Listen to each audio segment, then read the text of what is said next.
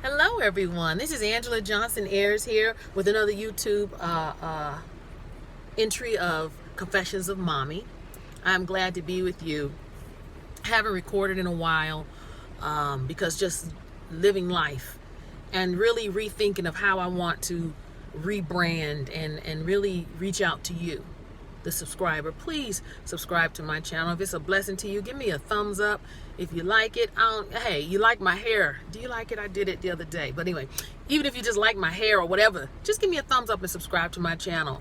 And you don't have to be a mom to really benefit from this channel. You can be anybody. You don't have to be African American. You can be just a female, a male, a human, not female. I was told by a good friend of mine, don't say female. People are offended by that word.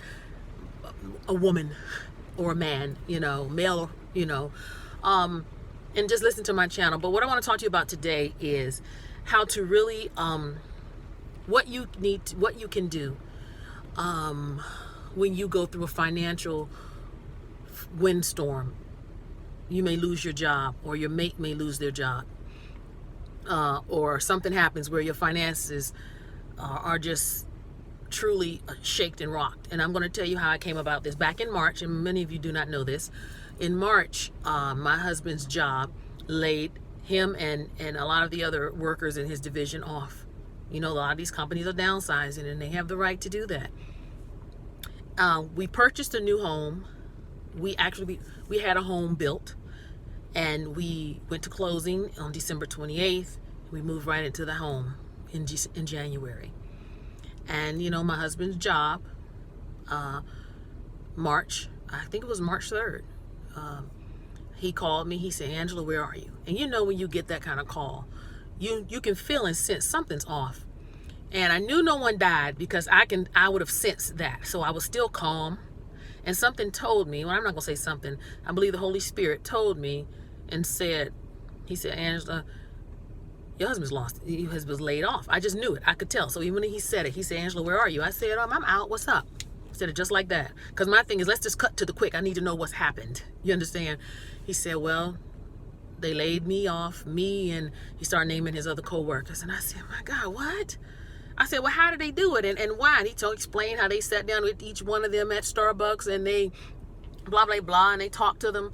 And so, I'm sorry, I'm connecting over here to the internet with my laptop. Anyway, and so they laid him off. I said, "Well, where are you?" He said, "Well, I'm home." And he was just sounding down. My husband is a good man. He's a great provider.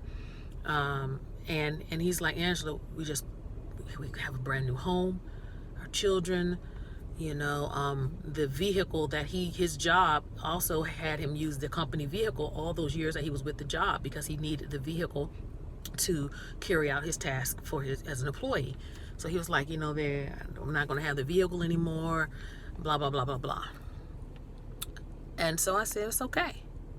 You had a vehicle now?" He said, "Yes, I'll have it until, the company picks it up for whichever days or weeks from now they do it." I said, "Okay, cool." I said, "Listen, you just rest. Everything's going to be okay." I didn't panic. I didn't start bugging out. I just knew. I said, "Look, first I want to make sure my man is okay and let him know it was not, he didn't get fired. It wasn't because he wasn't a good employee or did not know his work. It's just the companies do what companies do. And he wasn't the only one who was laid off. It was quite a few of them." Got to the house. I got home. He was sitting on the couch, hugged him, kissed him, told him everything gonna be all right. I said, you want a beer? You need a beer to drink? You want to cool off? I'm like, it's gonna be okay. I made sure he was settled and cool. I said, "Look, babe, I'm going upstairs. You stay down here in the living room, veg out, do what you need to do." I went upstairs to our bedroom. I sat on our bed. I said, "Lord, you said you would never leave us or forsake us. Okay? We got bills. We have this house. We have a mortgage. We have life. Come through, God, and give me wisdom and show me what to do." First thing I did after I prayed, get on your internet. If you're having financial problems, after you pray, you go and you seek social services. Now listen, obtaining social services is nothing to be prideful about. It's nothing to have pride. It's nothing to be like, oh, I can't get food stamps. I can't get Medicaid. That's for people who lazy and sit around all day playing video games and eating bonbons. No, boo. Let me tell you something. Social services, if it's Medicaid or whatever it is, or food stamps, is there for people, ideally for people like you and I who have worked all of our life, like people like my husband who have worked all his life and put into the system. You understand what I'm saying? Paid his taxes, a tax-paying American. Not only is he a tax-paying American, he's a tax-paying veteran American, okay? So I had no shame. I'm not getting food stamps or Medicaid because I'm sitting around eating bonbons, getting fat all day. I have multiple higher degrees. You understand? I'm a stay-home mom. So I'm like, and I've worked many years of my life all my life before becoming a stay-home mom. So I had no shame. So moms, my first suggestion to you is when financial situations get bad, time you start seeing them, there are social services out there. And I have a book that is coming out. And also, I think what I'm going to do is, and I think what I'll do is have it as a something you can download and just listen to, giving you the information, because I have seen and noticed that now people are just so busy till they don't always have the time to sit and read. But while you're riding your car from work, traffic, you can listen to my podcast, or you can pay and get and listen to some of my workshops that specifically go into detail of what social service, what organization, what church or churches have to offer when it comes to giving for those who are truly in need. And there are a lot of places out here. But I'm going to give you some free stuff right now, and then you're going to have to purchase the in-depth information. But the first thing that I did is I went on the unemployment, because I knew that getting laid off, he was entitled to unemployment compensation. All this can be done online. Not one time. Let me see. Did I ever have to go into a social services office? I know he did, but I enrolled. I think he had to go one time for something. But I enrolled, and to get the ball rolling for everything was done via internet and just sending in every information that he needed. So, for example, number one, for the unemployment compensation, all I had to do was just fill out different forms. They want information. You need to be truthful. You cannot lie about it, because they know everything is based on social security numbers, so you cannot lie. And so I went on there and I filled out the information, and also I sent in whatever information they needed to get the process started and to start a file. The second thing after I contact unemployment compensation is I contacted Medicaid, because with my husband's job, when the job laid him off, the insurance stopped that same day. They didn't even extend some companies, I've even had it to me when they've laid people off, they extend a courtesy where they'll give you 30 days.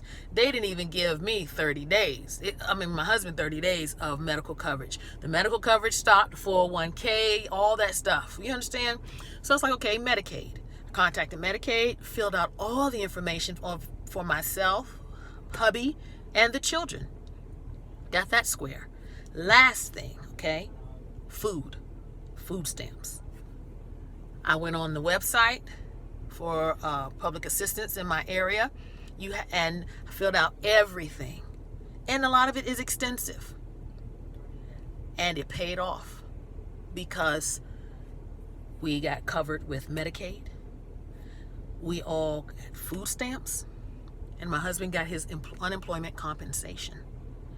Now, ladies, let me explain something to you.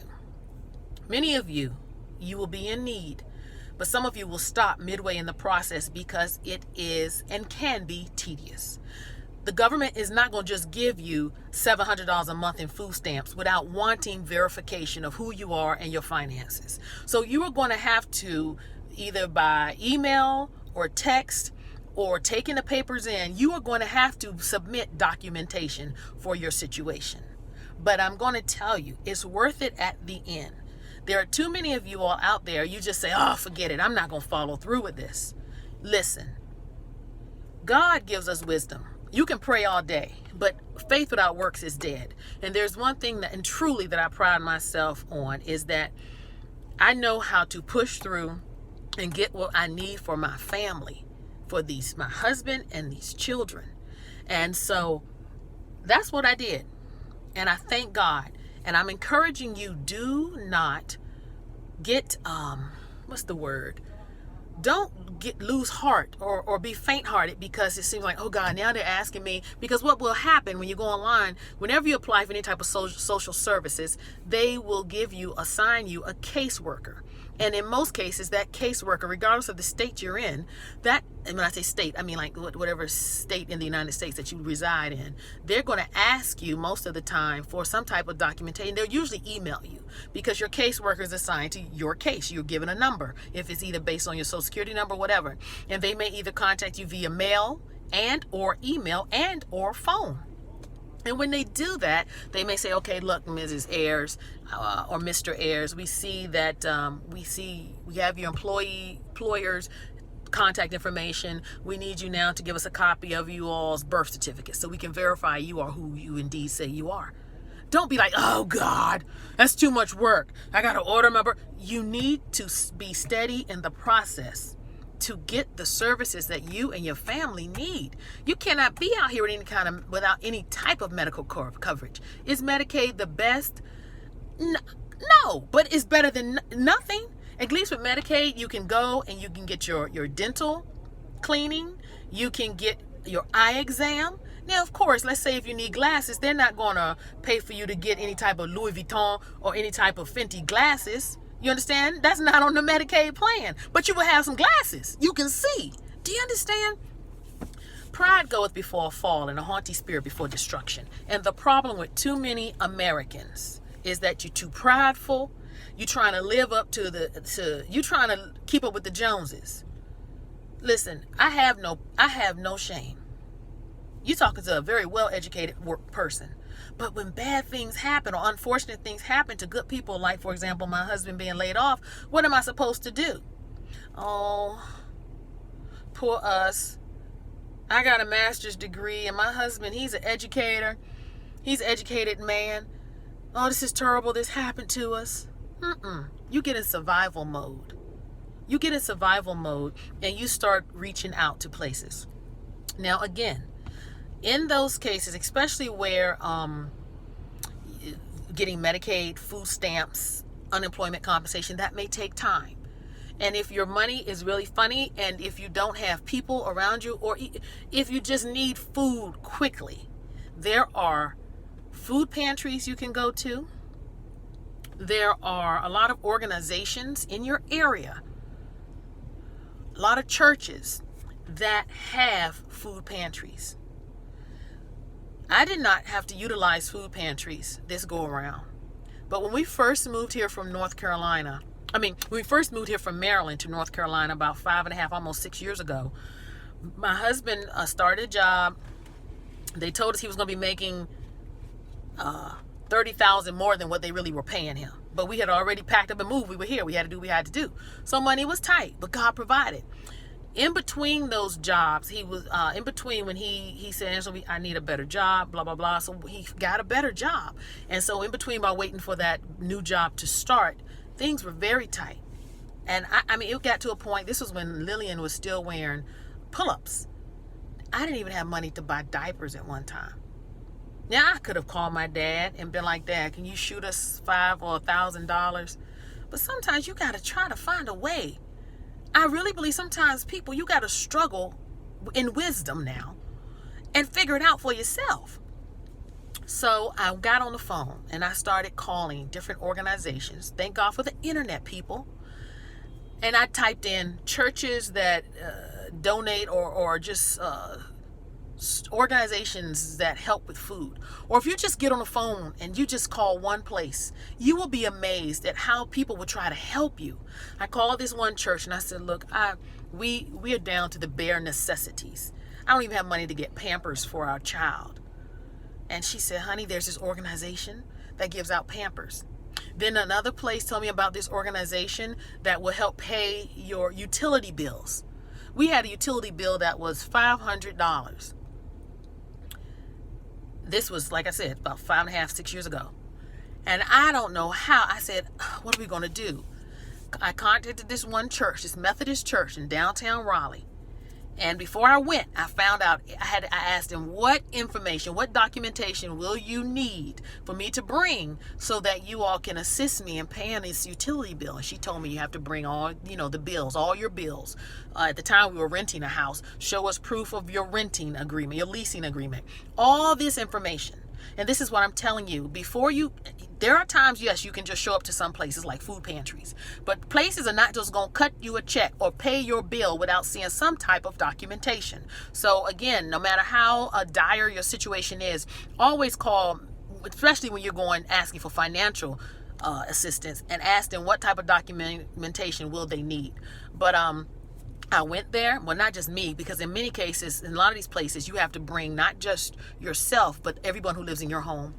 I brought my hubby and our 2 children, and we sat there in that Methodist church, and that woman went through all of our bills, and then what she did, she didn't cut the $500 check to me, okay, but she paid it right then and there on the phone to the utility company. You see? And then she had a packet. She said, look, do you need anything else? I said, yes, we need food. She said, I'm going to send you to this fantastic ministry that has a food pantry. And it was in a very wealthy area. I got there again. We all had to be there. My husband had to be there because he was the breadwinner. They had to see proof of who we were, proof that we really needed. But they had, like, in their food pantry, it was set up like a grocery store. And the amazing thing is, this particular ministry, their food pantry, all their food was donated by Harris Teeter. So Harris Teeter has some good sandwiches and food. I don't want to say all their food, but a lot of it came from Harris Teeter. And I mean, they let you go in there and just shop. And I had food. We left out that morning. We had, I'm going to be honest with you, probably just a little bit of egg, cereal, and pasta in my house. When we got home that afternoon, we had ham. We had a turkey and food galore. Ladies, I'm telling you, trials and tribulations will come. But you got to use wisdom. You cannot be too proud to seek help. The more you talk to people and tell them, then I found another food pantry. Did I get discouraged? Yes. Was it humbling? Yeah, but let me tell you something. Pride went out the window for me. Pride went left for me years ago when I had to escape for my life, leaving my first husband at 10:30 at night in blank county, Virginia, with only my makeup bag and my Bible, hiding in the woods, and had to stay at this woman's house who I didn't even know, and had to pawn the wedding ring I had at the time just to have money to get back to Maryland. Pride for me, I don't have no pride when it comes to surviving. You understand what I'm saying? There are services out here. What pains me, moms, many cases, we will pray. God's going to provide. Yes, he's going to provide. By you listening to Angela. Right now, some of you all are praying, God, what should I do? Somehow you've gotten hold to my YouTube channel. What he's saying is, listen to what this woman is telling you and do it. Follow through. Contact these food pantries. You know when people really want to help you? When they see you trying. It's always easy when you can run to people who love you like family and say, I need money. Do you mind if I close your gas? Sure. Thank you so much. Thank you. I'm sorry. This lady asked to close my gas thing while I'm recording. I'm sorry. See how people bless you? I didn't even know it was open. But you have to. I lost my train of thought. There's help out there. People want to help you when they see you trying to help yourself. You can always say, I'm going to call my mama. I'm going to call my daddy to help me. But when you go to when they see, wait a minute, you mean to tell me you ain't had no Pampers for your baby and you sought out You mean to tell me you didn't have no food and you didn't have enough pride? See, to me as a parent, I'm going to be prouder of my child. Yes, I want you to call me if you really need me. But as a parent, when my daughters get in their 20s or 30s, and when they're married and have a family of their own, and if they fall into hard times, if and when, it will even bless me more when that testimony says, Mom, you know what? A few years ago, I didn't even tell you, but we ain't having no food in this house. But honey, you raised us with some common sense and some wisdom. And I went to that food bank, or I went here and I went there, and God provided. In opposed to, Ma, I need, Ma. You know what I'm saying? You save that cut card. You save that card of, yo, I got to call my parents when you really need it. Some of you all, I'm talking about grown people now. Y'all grown, and the problem is you're afraid to struggle. Now, I'm talking to people of color now. Not that I don't want to talk to because white people, y'all have had it. Everybody has hard times. But I'm talking to people of color, black people right now, particularly. You know doggone well, we come from struggle. Ever since brought over by chains, our ancestors. So we know what struggle is. So now that you got a little bit of education, now that we got a little bit of money and we got some big houses, now you got too much pride to let people know what you're really going through? Come on, guys. That's crazy. Social services. See, we look down on social services. We look at it as though that's for them trailer park people, trailer trash. First of all, I take umbrage. Is that the word? I'm offended when people use the word trailer trash. You know why? Because when my husband and I, we got married in 2006, 7, 8. In 2008, in 2006 we got married. We were living in an apartment. 2008, we needed to move because I was pregnant with our first daughter. And at the time, we did not have no $300,000, $400,000 for no house living in the Maryland, D.C. area. God told me, look around and find a nice mobile home community. I went all the way out to Anne Arundel County in Maryland, Jessup, Maryland, found this nice mobile home community. See, some of y'all wouldn't have moved into a mobile home because some of you got too much pride. My mobile home was the bomb.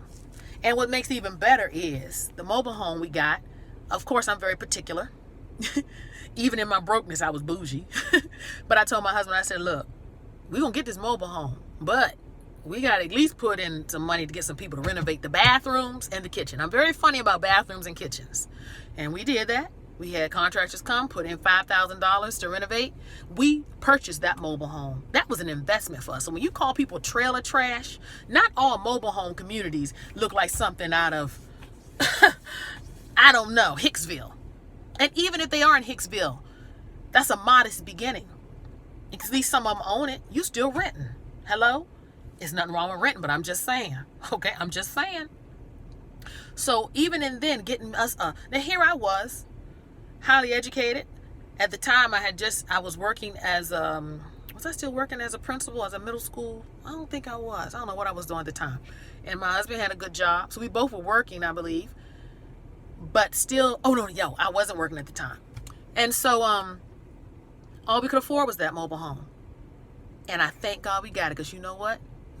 When we put that thing up, when we were going to move, it sold within 30 days, less than 30 days. And the woman actually who bought it, she wanted us to sell it and move in 2 weeks. We were like, no, at least give us 30 days. That was an investment. So when we moved here to North Carolina, even though we didn't have money to buy a house or purchase, we had money in the bank, enough to rent and to put down a first, last, and 2 other months rent. You understand? Like, we came here pre-balling because of that mobile home that some of y'all look down on. So what am I saying, you all? What I'm saying is stop being so prideful to seek the help you need. Some of y'all won't even use coupons because you think it's too tedious or take too much time. Anything you want in life takes time. I mean, think about it, ladies. You sit there at the hairdresser. You'll sit and get your hair braided or locked for 2.5, 3 hours. But while you sitting there, you can't be clipping coupons or on like Ibotta or some coupon.com or one of these sites to save you some money. Like, really think about it. Some of y'all don't even want to take the time to listen to stuff like what I have out here for you that will help you. I'm not here to judge you. I can't judge nobody. Trust me. I am a sinner saved by grace. You understand? I've done some stuff that I'm going to take to the grave and beyond if I can. Okay? But one thing I do know is how to survive. I just thank God it's just an innate surviving spirit that I have. Some call it stubborn. Some call it steadfast. My husband calls it controlling. But at the end of the day, you rolling with me, we're going to survive. And we're going to look good doing it. Some of y'all won't even go into a thrift store. Something wrong with you. What's wrong with you? What's wrong with going to a thrift store? Come on, people. Don't believe the okie doke. Stop believing everything you see on Real Housewives of whatever. A lot of them go to thrift stores. You know what? The most wealthiest people are the most frugal. Most people who are very wealthy, they're not even touching the bulk of their money. They're living off of the interest of their money. But we'll talk about that another time. My whole point is this, you all. And I'm going to keep this short because I got stuff to do. And I know you do too. Moms, when financial situations raise in your home, seek out help. And the first place to turn after God is not always mama or daddy for finances. Because you don't want to get on people's nerves. They got to live and survive too. You know what I'm saying? To be quite honest with you, when my husband first got laid off, we didn't even tell nobody. Only people we told was my mama and my daddy. And the only reason we told them is so that they can be in prayer with us. That's the only reason we told them. We ain't asked for no money from them. Now, not at first. Only last month, when that mortgage was due, and my husband, he started his new job today. The mortgage was due last week, the first, right? I was like, look, babe, we got enough to cover this mortgage, but it's going to be tight because your next unemployment check is not going to go in. You're not going until then, this date. And then he said, Angela, your dad's been asking, and we have not taken no money from them. And so then finally my husband was like, Dad, if you want to let us borrow, not keep. Because I believe you give people back what they give you a lot of times. You know what I'm saying? So, but I'm telling you, when I tell you this, when you start putting this thing into motion of saying, Lord, show me where to go to get assistance. Not only are you going to get blessed, but the people who are giving get blessed. And it touched my heart when I went into these food pantries and people were giving me things and then they give me encouragement. And I didn't go in there bragging, talking about like I'm better than them. I have a master's degree. Honey, hard times fall on PhDs. Hard times fall on doctors, nurses, everybody at times. What are you going to do about it? Do you understand? But when my husband lost his job, when the company laid him off, we didn't tell a lot of people at all. When we started telling was later on in the process. And my next video, I'm going to talk to you all about how to find jobs. Because that day one, when he got laid off and I got home, I started getting on the horn for the Medicaid, unemployment compensation, and also food stamps. And then I went to bed, had a glass of wine, and rested. Next morning I woke up. That's when I started getting that resume together, looking for work for him. You understand what I'm saying? You have to stay on your grind, and you have to stay hungry. And you got to hear what the Holy Spirit is telling you. And all I'm sharing this is, listen, I've been on this trying to have a YouTube channel thing for years. I've been on this writing book things, speaking things for years. And it seemed like I was getting frustrated. It seems like I get a few people who will follow me, but not a lot. Or I get few listeners or not many with my podcast. But you know what? What I'm doing now, how I'm talking to you now, I'm not doing this so I can get 5 and 10 million subscribers. Would it be nice? Of course. But I want to help you as a mother. I know how it feels to be a mother, a stay-home mom, when finances are low.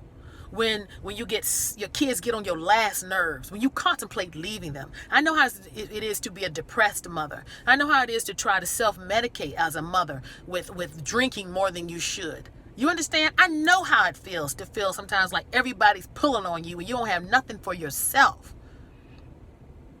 And I want to share how I have gotten out of it with you.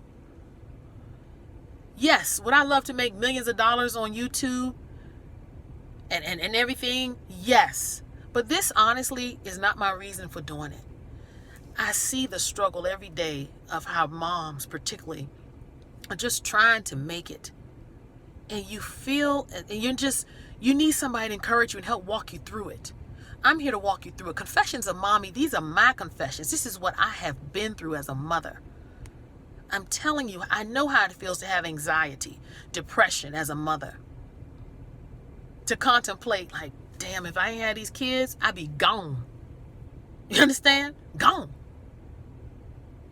So, what's the takeaway from today? The takeaway for today is if and when, or if you are going through any type of financial situations, if your spouse or you lose your job, don't just sit there and waddle. Give yourself grieving time, but while you grieving, be pushing and moving. Contact your social service department in your area, in your county. Go online and do it. Secondly, see when and if your job will allow you to get, of course, you get unemployment most of the time, food stamps, and also Medicaid. And last thing, the takeaway, don't ever accept no as an answer. Sometimes people who work in these jobs, some of them are just lazy and don't want to do the legwork. So you may ask, look, do you know of anyone, or do you provide this service? No, and the worker may say, no, we don't provide that. Unless I hear no 3 times. That's my rule. If somebody tells me no the first time, I'm calling back again. The second time they tell me no, I'm gonna still call back and talk to someone else. If I get no 3 times, I say, well, maybe they knew what they were talking about. But I never take no first go round. I don't care. Even in shopping, when I'm at these stores and people say, oh no, that's not on sale. No, boo. The sign said buy one, get one free. Come on, let me walk you back there and show you. You see what I'm saying? No, we don't accept food stamps here. Yes, you do. The sign says EBT is accepted. You see? Stop just accepting things as status quo.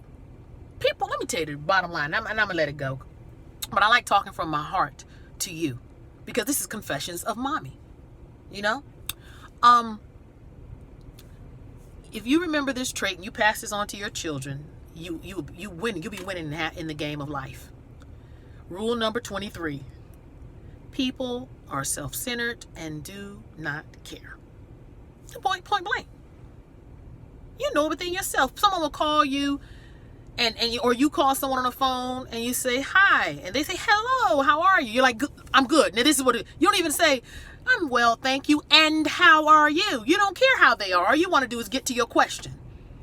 People are innately self-centered, and all they care about is themselves.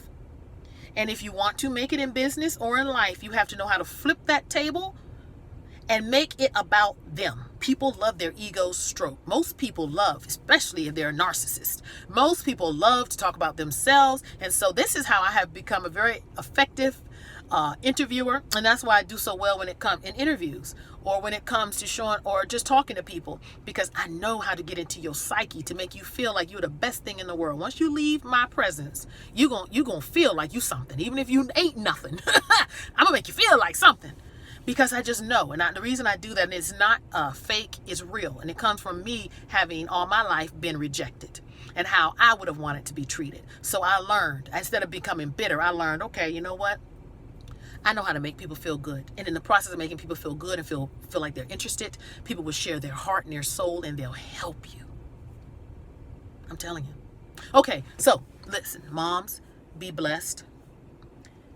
If you liked anything I said, hit the thumbs up button and subscribe. And please pass this video on to other people.